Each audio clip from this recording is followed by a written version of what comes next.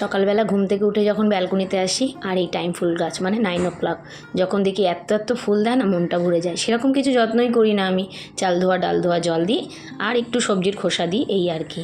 Good morning বন্ধুরা, তোমরা কেমন আছো? আশা করি নিশ্চয়ই ভালো। আমরা সকলে খুব ভালো আছি আর সুস্থ আছি। আমি Mallika, mini life of Mallika channel থেকে তোমাদের অনেক অনেক ওয়েলকাম জানিয়ে আজকে আমার ভিডিওটা শুরু করলাম। সকালবেলা ঘরে টুকটাক একটু সেরে চলে এসেছি ছাদে, কারণ ছাদে অনেকগুলো কাজ ছিল। এসে তো মনটা এত ভরে গেছে, বৃষ্টির জল পাচ্ছে তো। আর গাছগুলো দেখো, পেঁপে গাছটা, তারপরে যে কাঠগোলাপ গাছটা, এগুলো তো সব ডাল কেটে করা। এই কাঠগোলাপ গাছটা ডাল কেটে করা, কি সুন্দর যে লাগছে। আর এর ফুলগুলো এত অপূর্ব কালার। তারপরে এই যে স্থলপদ্মটা, এটাও ডাল কেটে বেশ সুন্দর সুন্দর পাতা ছাড়িয়েছে আর বেশ বড় হয়ে গেছে। এই তো এরপরেই তো তোমার স্থলপদ্মের সিজন। আর এই যে নাকচাপা গাছটা, এটাও কিন্তু ডাল কেটে করা, তো বেশ বড় হয়ে গেছে। এই যে এই গাছেরই ডাল ভেঙে গেছিলো, তো এই গাছের ডাল কেটেই করেছি। তো এই গাছের ডালটা আরও কয়েকটা ভেঙে না আরও কটা গাছ করব, কারণ অনেকে চেয়েছে। আর এই যে সবজির খোসা নিয়ে এসেছি, দেখো আমি এই যে পুডলি করে করে সমস্ত গাছের গোড়ায় একটু প্যাকেটটাকে ফুটো করে, দেখেছেন সব গাছের গোড়ায় মোটামুটি আমি দিয়ে রাখি একটা করে পোটলা। অনেকটা করে সবজির খোসা হয় প্রত্যেক দিনই দিয়ে যাই। আবার এগুলো শুকিয়ে গেলে কি করি বলুন তো, মাটির সাথে মিশিয়ে দিই। এক্সট্রা কাজ আজকে অনেক করব, রান্নাঘরেরও কাজ করব। তো ভাবলাম সকাল সকাল রোদ ওঠার আগে তো ছাদের এই কাজটা করে যাই, মানে মাটিগুলো একটু তুলে গাছের টবে দিয়ে দেওয়া। নাহলে কি বলুন তো, ছাদের ওপর তো ড্যাম পড়ে যায়, বৃষ্টির সিজন। নিজে গাছপালা রাখবো, নিজেকে তো যত্ন করে রাখতেই হবে না, অন্য কেউ তার যত্ন করে দেবেন? আমাদের মেনটেন্যান্সের লোক আছে, সে কী ঝাড় দিয়ে যায় আমি বুঝে পারি না। প্রায় দিনই আমাকেই ঝাড় দিতে হয়। যার কিছু করার নেই, আমরা পরিষ্কার পছন্দ করি। কে কখন করবে ওই চিন্তা না করে নিজের কাজ নিজেই করে ফেলি। আর এই যে মাটিগুলো দেখছো তুলে সমস্তটা আমি গাছের গোড়ায় দিয়ে দিই, কারণ এগুলো পাতা মাটি সবই ধুলো, মানে এই ছাদের ধুলো, এগুলো সারও হয়ে যায় আর মাটিও হয়ে যায়। মাটি তো তৈরি হয় এইসব দিই, তাই না? এদিকে ছাদটা পরিষ্কার করে একটু ঝাড় দিয়ে দিলাম। এই পাশটা পরিষ্কার জিনিস দেখতে বেশ ভালো লাগে। বিকেলে যখন একটু আসি, বাচ্চা কাচ্চা খেলতে আসে, দেখতেও ভালো লাগে, চোখেরও শান্তি, মনেরও শান্তি। আর এই তো বেশ রোদ উঠেছে আজকে, কিন্তু একটু পরে আবার বৃষ্টি নেমে গেছিলো, জানো তো। মানে কী যে হচ্ছে, কখনো মেঘ কখনো বৃষ্টি, এরকম ওয়েদার চলছে। তারপর ওই পাশটা একটু জল দিয়ে ধুয়ে দিলাম বেশ করে, কারণ ওই পাশটা দেখলাম কি বেশ নোংরা হয়েছে। আর কি বলতো, এই নোংরাগুলো যদি আমি না তুলি না, সব গিয়ে না পাইপ লাইনে জমে যাবে তো, আর পাইপ লাইনটা জাম হয়ে যাবে। সেটা একদমই মানে খারাপ হয়ে যাবে পাইপ লাইনটা।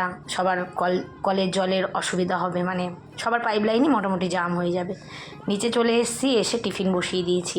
টিফিনে করবো, কালকের রুটি ছিল অনেকগুলো, তো একটু এগ রোল করে দেবো। প্রদীপ খেয়ে চলে গেছে ছাতু মুড়ি। আর মাছ এনেছিল একটু পাবদা মাছ আর একটু চিংড়ি মাছ, তো সেইগুলো ধুয়ে রেখে দিয়েছি। আর এই বোতলগুলো তো আগের দিন দেখলে কিনেছি, কিন্তু ধরতে না বড্ড ভয় লাগে, একটু ভারী হয়ে গেছে। কিন্তু আমার পছন্দের জিনিস কিনেছি, মনটাও শান্তি। মানে পছন্দের জিনিস যতক্ষণ না কিনবো ভালো লাগে না। আর এরকম বাসি রুটি থাকলে কিন্তু আমি মাঝে মাঝেই রোল বানিয়ে দিই মেয়েদের, তো বেশ পেটটাও অনেকক্ষণ ভরা থাকে। আর হেলদিও, খুব একটা আনহেলদিও না, খুব কম বেশি তেলও দিই না, মানে কমই তেল দিই আমি।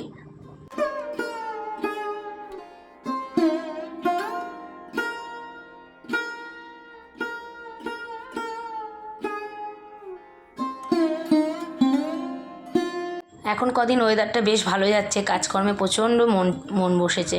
কারণ বেশি গরমে না আমি একদম কাজ করতে পারি না, এত ঘামি না। তো ভাবলাম চলো আজকে টিফিন খেয়ে, এটা আমার কোনো লিস্টের মধ্যে ছিল না যে আজকে আমি এই কাজগুলো করব। মানে ছাদটা ঝাড় দেবো এটা ভেবেছিলাম। তো নিচে এসে রোলটা করেছি, তার আগে একটু কাপড়টাও ছেড়ে নিলাম, কারণ ওই ঝাড় দিয়েছি তো ধুলোধালি আমার একটু আবার চোখ চুলকায়, মানে একটু ডাস্ট অ্যালার্জি আছে আমার।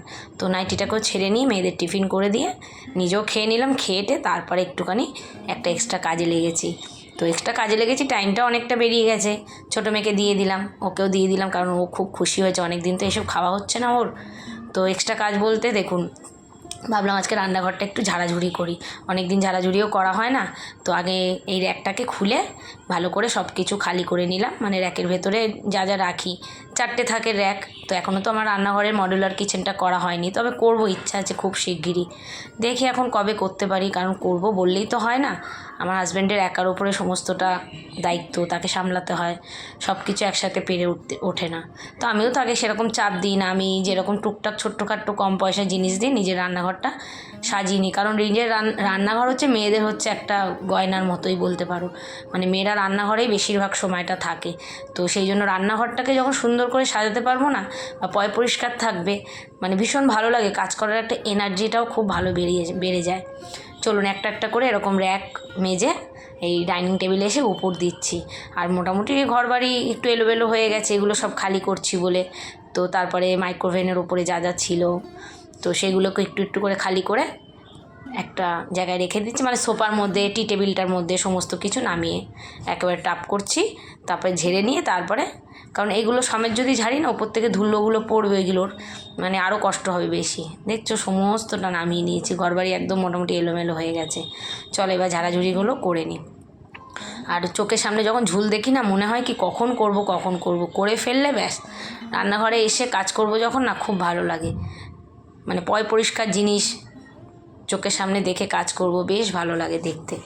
চলো মোটামুটি ওপরেও একটু দেখলাম ঝুল পড়েছে সমস্তটা, এই ঝুল ঝাড়ুনিটা দিয়ে পরিষ্কার করে না। আর এই ঝুল ঝাড়ুনিটা কী বলো তো, অনেকটা ওপর পর্যন্ত যায়, খুলে নিই অনেকটা ওপর পর্যন্ত যায়, আমার সুবিধা হয়, কারণ আমরা তো ছোটোখাটো মানুষ, খুব একটা হাইফাই লম্বাও না আমরা।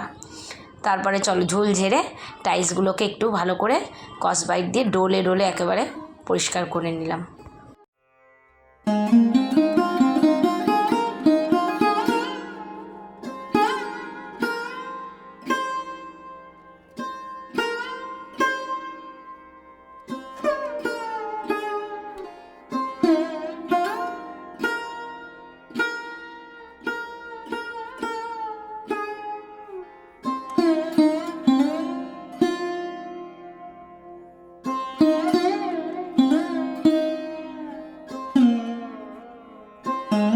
কোনো কাজ ধরলে ভাবি কি একটুর ওপরে ছেড়ে দেবো, কিন্তু কাজটা যখন ধরি না একটুখানি আর হয় না, মনে হয় আরেকটু পরিষ্কার করে নিই, আরেকটু পরিষ্কার করে নিই। আর কাজের এনার্জি যেদিনকে থাকে না দেখবে মনে হয় কি অনেক কাজ করি, তাই না? তোমাদের সঙ্গে কি এটা হয়? আমার সঙ্গে তো ভীষণ হয় এটা। তো এই পাশটাও মাইক্রোওভেনটা সরিয়ে তারপর এই পাশটা একদম ডলে পরিষ্কার করে নিলাম। দেখলাম কি টিকটিকির একটু পটি ছিল, জানো তো, টিকটিকি রান্নাঘরে থাকবেই, তুমি যতই পরিষ্কার রাখো। আমার বড্ড ঘৃণা লাগে টিকটিকির পটি, টিকটিকি আরশোলা পরিষ্কার তো রাখি। অ্যাকচুয়ালি আমাদের ওই পাশের ফ্ল্যাটের ওখান পিছনটা না খুব নোংরা, মানে ওদের মেনটেন্যান্সে না ঠিক মতো পরিষ্কার করা হয় না, ওখান থেকেই একটুখানি আবর্জনা আসে, মানে যে টিকটিকি আরশোলা না। আমাদের চারিদিকটা মোটামুটি ভালোই পরিষ্কার করে রাখি, আমরা জানলা থেকে কেউ কিছুই ফেলি না, ময়লার বালতিতে ফেলি, একদম ডাস্টবিনওয়ালা আসে, মানে ময়লাওয়ালা, তাদেরকে একেবারে দিয়ে দিই। কারণ পরিষ্কারটা থাকাটা নিজের কাছে, ওই গলিতে ময়লা ফেলবো এইগুলো একদমই পছন্দ হয় না। এমনকি ঘর ঝাড় দিয়ে না সেই ময়লাটাও না ডাস্টবিন বালতিতেই ফেলি, বা মাথার চুল ওগুলোও যেখানে সেখানে আমি ফেলি না। চলো মোটামুটি তোমাদেরকে সঙ্গে গল্প করতে করতে অনেকটা কাজ কমপ্লিট হয়ে গেল। এই যে মাইক্রোওভেনের ওপরে এত জিনিস আমাকে রাখতে হয়, যেহেতু রান্নাঘরের কাজ করা নেই, আর যখন বেশিক্ষণ মাইক্রোওভেনটা চালাই না এত কিছু রেখে তো চালানোটা উচিত না, সব নামিয়ে নিয়ে আবার চালাতে হয়। এর একটা খুলে নিয়েছিলাম আর এই থাকটা আর খুলিনি, কারণ এটা খুলে না আমাকে সেট করতে বড্ড প্রবলেম হয়, ওই জন্য ওইটা সমেতেই ব্যালকনিতে নিয়ে গিয়ে মেজে নিয়ে আসলাম। চলো মোটামুটি গুছানো কমপ্লিট। আর এই যে মিলি বানিয়ে দিয়েছিলো যে খুন্তিটা, ওইটাকে এখানে একটা চায়না পেরেক দিয়ে সাজিয়ে রেখেছি, বেশ ভালো লাগছে দেখতে। আর এই যে এখানে চিমনির সঙ্গে যে এই প্লাইটা লাগানোর মধ্যে কটা আমি না পিন পেরেক মেরে নিয়েছি, মেরে হাতা খুন্তি মোটামুটি রাখি। আগে তেলের বোতলগুলো ফেলিনি, মানে এই তেলের বোতলে যতটা ধরে তারপরে ওই তেলের বোতলগুলোকে রেখে দিয়েছি মেজে, এক্সট্রা তেলটা ওইগুলোর মধ্যে রেখে দিই। তাহলে কী হয় বলো তো, আরেকটা করে বোতল এক্সট্রা লাগে, কারণ এর মধ্যে তো 1 লিটার তেল ধরে না, এটা তো 700 750 বোতল, তো 1 লিটারের তেলটা কিসে আর রাখবো, তখন ওই বোতলগুলোতে রেখে দিয়েছি। আর এই কাচের বয়ামগুলো দেখো 3টে সেটের কিনেছিলাম স্পেন্সার থেকে, এবারে আরও কতগুলো কিনবো, 3টে না 4টে সেটের ছিল, এবার একই রকম না সব ডিব্বা কিনবো।